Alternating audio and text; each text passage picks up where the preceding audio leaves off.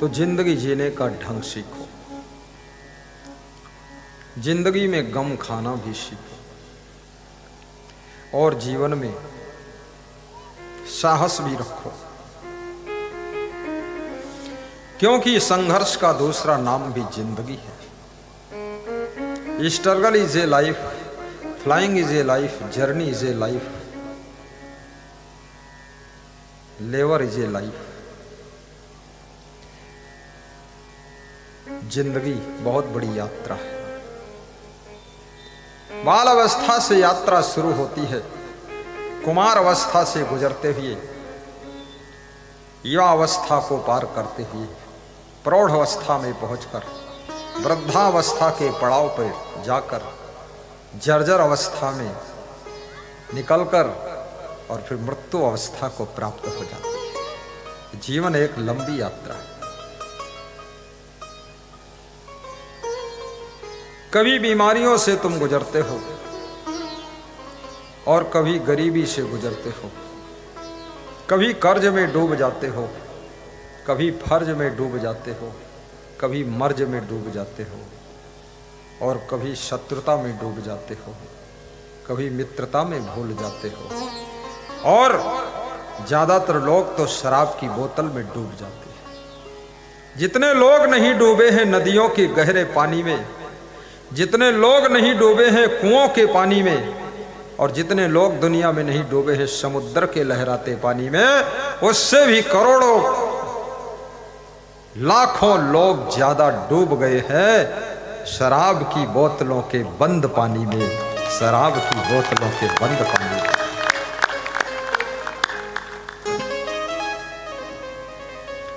पीना है सत्संग की शराब पी, जिस जिसने पिया युग युग वो जिया। आपको सुनाएंगे ये लाइन, जिस जिसने पिया। हाँ चलो बोलिए सद्गुरु भगवान की जय। गुरुदेव के लिए कहना है, आपकी है ये वाणी में अमृत भरा, आपकी है ये वाणी में अमृत भरा, जिस जिसने पिया वो हुआ आपका, जिस जिसने पिया वो हुआ आपका, वो हुआ आपका, वो हुआ आपका। किस तरह से नमन मैं करूं आपका, स्वागतम स्वागतम स्वागतम आपका, स्वागतम स्वागतम स्वागतम आपका। आप आए बड़ी उम्र है आपकी, आप आए बड़ी उम्र है आपकी, बस अभी आगमन है हुआ आपका, बस अभी नाम मैंने लिया आपका, स्वागतम स्वागतम स्वागतम आपका। आपकी एक नजर कर गई क्या असर, आपकी एक नजर कर गई क्या असर, मेरा दिल था मेरा हो गया आपका, मेरा दिल था मेरा हो गया आपका। सदगुरु की नजर ये कमाल करती है हमारे जीवन में। हमारा बिगड़ा मन भी गुरु की कृपा से सुधर जाता है। एक बार जो दर्शन पाता है वह आप ही का हो जाता है। क्या गुप्त आपकी प्रीति है धन्य आपके चरणों में, है धन्य आपके चरणों में। बोलिए सदगुरु भगवान की, असंग देव महाराज की, सदगुरु कबीर साहेब की, सदगुरु क्षमादेव की, साहेब बंदगी, साहेब बंदगी, साहेब बंदगी। जिस जिसने पिया वो हुआ आपका, स्वागतम आपका, स्वागतम आपका। संसार में सुख से जीना चाहते हो, प्रेम रस पान कर, अपने माता पिता के साथ में, पति पत्नी के बीच में, भाई भाई के मध्य में, रिश्तों के बीच में प्रेम रस की धारा बहनी चाहिए। महल, मकान, डबल बेड, फ्रिज और टीवी, कंबल और रजाई, कार और ट्रैक्टर, जमीन जगह, धन दौलत, सोना चांदी, इससे सुविधा मिलती है, चमक दमक आती है, लेकिन सुख नहीं मिलता है। मंदोदरी ने कहा है कि मैं सोने के भवन में रहती हूं, लेकिन सुख नहीं मिला। नारियों को संदेश दे दिया मंदोदरी ने कि 2 तोला की सोने की चैन पहनकर तुम्हारे दिल को चैन कैसे मिलेगी। सोने के भवन, सोने की थाली, सोने के गिलास, सोने का बेड, सोने के सामान, सोने की पायल, 1-1 किलो का सोने का हार, जिधर देखो उधर सोना ही सोना, परंतु मंदोदरी को सुख नहीं मिला। और जिस दिन माता सीता सोने के मृग में आकर्षित होती, उसी दिन से सीता का सुख भी नष्ट हो जाता है। उसी दिन से उनका रोना शुरू होता है, और तब तक रोती है जब तक सोने की लंका से बाहर नहीं आती है, जब तक राम की शरण में पुनः नहीं पहुंचती है, जब तक भक्ति के रस में डूब नहीं पाती है। याद रखना, सुख चाहते हो तो प्रेम के रस में डूब जाओ, और मुक्ति चाहते हो तो भक्ति के रस में डूब जाओ, और घर में आनंद चाहते हो तो सेवा के रस में डूब जाओ, सेवा भी करो, और उन्नति चाहते हो तो परिश्रम के रस में डूब जाओ, और सुकून चाहते हो तो सहनशीलता के रस में गोता लगा लो, और यदि सम्मान चाहते हो सदचरित्र के रस में डूब जाइए, और यदि जिंदगी में नाम चाहते हो, यश चाहते हो, कीर्ति चाहते हो, तो त्याग और वैराग्य के रस में डुबकी लगा लीजिए, तो आपका यश भी है।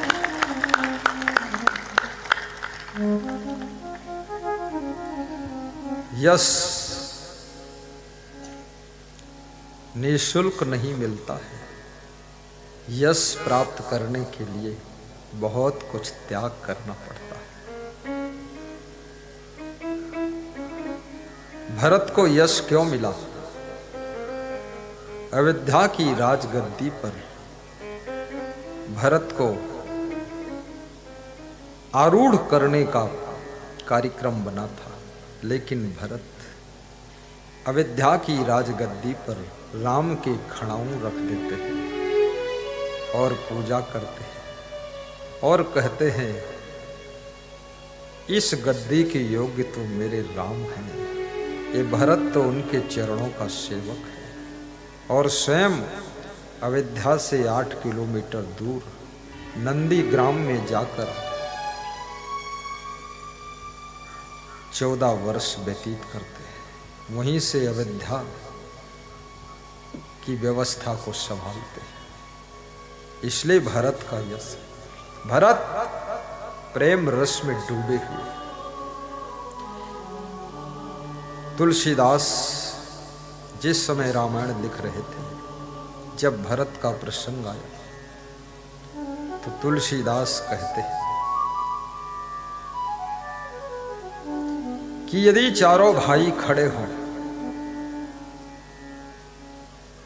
राम लक्ष्मण भरत शत्रुघ्न, और उनमें प्रणाम करना हो, तो यदि कोई मुझसे पूछे सबसे पहले किसको प्रणाम करोगे, तो मैं निसंकोच कहूंगा कि सबसे पहले मैं भरत को प्रणाम करूंगा, उसके बाद राम को प्रणाम करूंगा। अरे भगवान से पहले भरत कैसे?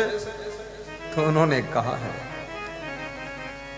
जिसके चरित्र का वर्णन करने में मेरी कलम भी हार जाती है, जिसके प्रेम का प्रसंग लिखने में मेरी कलम भी रुक जाती है, थक जाती है, उस व्यक्तित्व का नाम भरत है। भरत कोई साधारण नहीं है, भरत की जिंदगी प्रेम का सागर है, इसलिए भरत को प्रणाम पहले करो।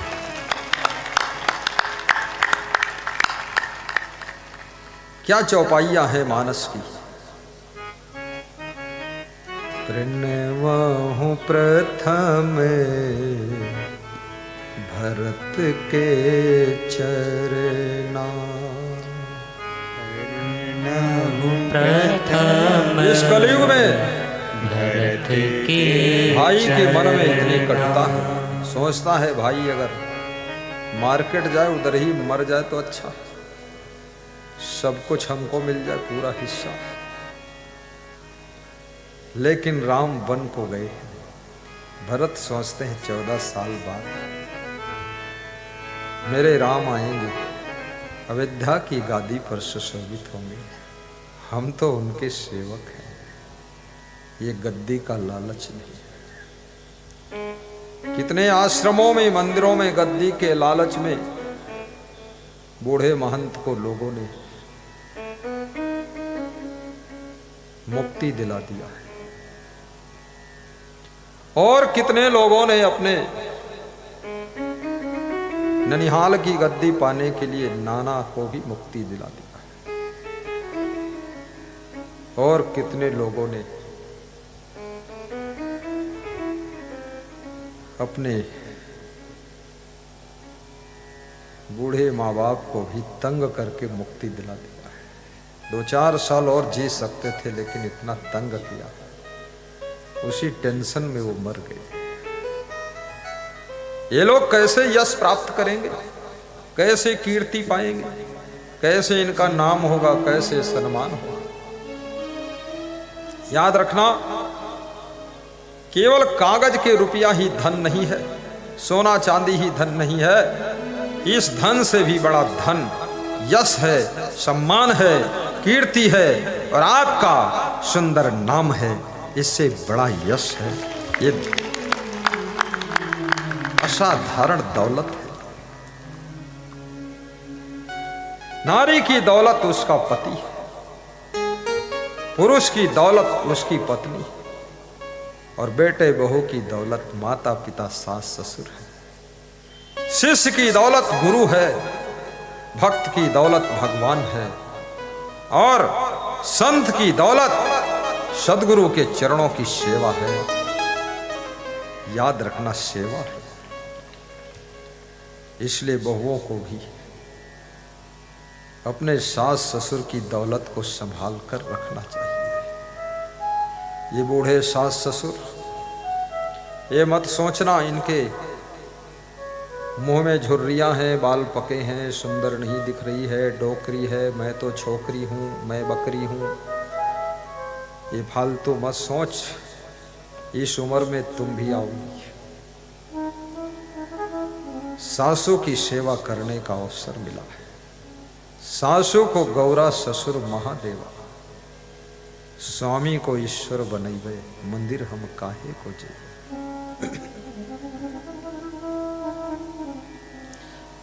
हर सासू को आशा होती है कि बहू आएगी तो कम से कम सुबह सुबह चाय बना कर देगी, लेकिन बहू आ गई तो दिन भर वो चाय चाय चाय चाय करती है, चाय तो बनाती ही नहीं, वो चाय चाय शुरू कर देती। ससुर समझता है रात में काफी पिलाएगी, और रात में ऐसा उसने काफी टेंशन की पिला दिया। ससुर बेहोश पड़ा है, रात भर सोच रहा है, अरे बहू टेक्नोलॉजी करके आई है, ऐसा इंजेक्शन दिया है, काफी के बजाय काफी टेंशन दे दिया है। हाँ, बूढ़े और बुढ़िया रात भर खुसुर खुसुर खुसुर खुसुर बात करते हैं, क्या करें अब। कोई रास्ता भी नहीं निकल रहा है, ना समय पर नाश्ता और न टेंशन से निकलने का रास्ता, ऐसा फंस गए। बूढ़ों को सताइए मत, दुखाइए मत। शंकर भगवान तुम्हारी सेवा के लेने के लिए कभी नहीं आएंगे। पार्वती जी तुम्हारे घर में रोटी खाने नहीं आएंगी। गौरा की पूजा करवा चौथ में होती है, शिव जी की पूजा होती है, पति के लिए व्रत रहा जाता है, लेकिन सासू में गौरा का दर्शन कीजिए, ससुर में महादेव का दर्शन कीजिए, और पति में स्वामी का रूप देखिए, और अपनी पत्नी में नारी में नारायणी का रूप देखिए। याद रखना, एक संत कह रहा था व्यास गादी से, 33 करोड़ देवता इस मनुष्य के शरीर में ही विद्यमान है,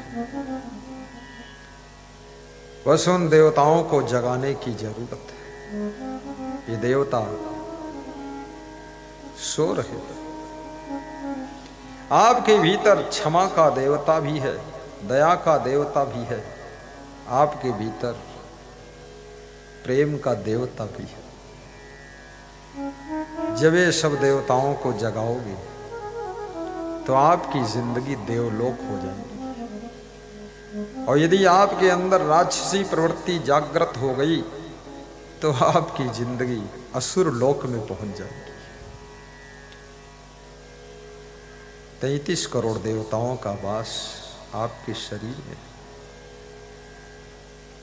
दयालु बनो, प्रेम भाव से सेवा करो, भाई का भी आदर करो।